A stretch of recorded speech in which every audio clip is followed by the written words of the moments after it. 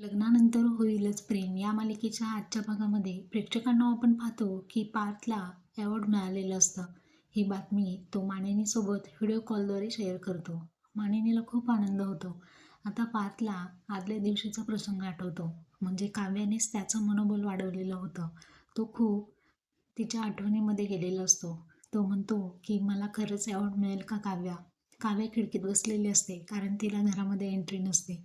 काव्या म्हणते, हो देशमुख, या अवॉर्डसाठी टॉप 20 आर्किटेक्टमध्ये तुम्हीच डिझर्व करता आणि हा अवॉर्ड तुम्हालाच मिळणार. कारण तुम्ही कामाप्रती किती समर्पित आहात, कामावरती किती प्रेम करता, क्लायंटसोबत प्रेझेंटेशन देत असताना किती स्वतःला झोकून देऊन देता. अक्षरशः एखाद्या गर्लफ्रेंडवरती एखादा बॉयफ्रेंड प्रेम करतो ना, त्याचप्रमाणे. आणि हे सगळं मी पाहिलेलं आहे. तर काव्यामुळे पार्थच्या डोळ्यामधून अश्रू येतात आणि काव्याने त्याला खूप छान पद्धतीने बूस्टअप केले.